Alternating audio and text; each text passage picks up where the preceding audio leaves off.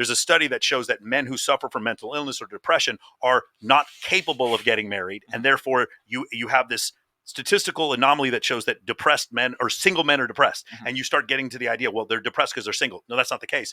It's not that they are single, therefore they are depressed. They are depressed, therefore they are single. And so that's kind of the issue that happens. I think that's which came first, the chicken or the egg? But because you can't prove correlation. The other one being like, for instance, the study that shows that 1.7% of men who are married suffer from depression and 3.6% of single men suffer from depression. That includes divorced men. 74% of divorces are initiated by women. And then because of that happening, those men are now 9 times as likely to commit suicide. So if you include that cohort of 50 plus men who have been divorced and lost their money, and that makes the 1.7 up to 3.6. Sure. There are plenty of single, very happy men that get into their 40s. The problem is when you go bankrupt. The problem is when you lose all your money, and that epidemic of men committing suicide. The second reason was divorce. The first reason was actually money. It was them getting wiped out financially. Yeah. I was triple levered to the upside. I almost lost everything during the 2020 crash. Wow. And so, and I remember just being the first time ever feeling like depressed in my life was because of something like that, because I'd worked so hard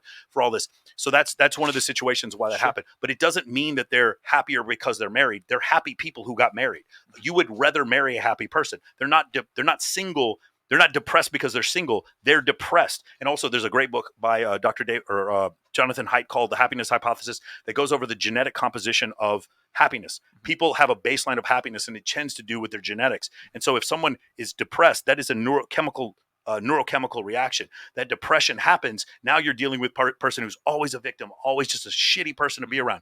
They're just less likely to get married because they're not a marriage worthy person. So what I'm saying is, from a biblical or from a standpoint, you were saying before, it's best to raise a child in a 2-parent household. Of course, that's true. The science all points to that being true. Okay. But the idea that marriage is going to somehow keep them from being depressed, there's no science specifically to that. What it shows is that more depressed people just tend to not get married. That's what it is. Yeah, and I think that's the reason why. I was talking about the statistical outliers of Christian marriage specifically. So now the problem with this is now how do we determine specifically whether or not they're practicing? It is the pastor but he attends church and he cheats on his wife. Like, we don't know specifically what that means. Like it's such a light correlation. It's almost like saying, do women tend to date alpha men? Let's go do a survey. How do we determine who the fucking alpha men are? That's the problem. Yeah. So from a statistical standpoint, it's really hard to know what's in someone's heart, even if they go to church. There are people who are like full on clinical psychopaths who go to church. Yeah. They have no belief in Christ whatsoever and will say the words that they need to say to make mom and dad or the wife happy. Sugar babies who go to,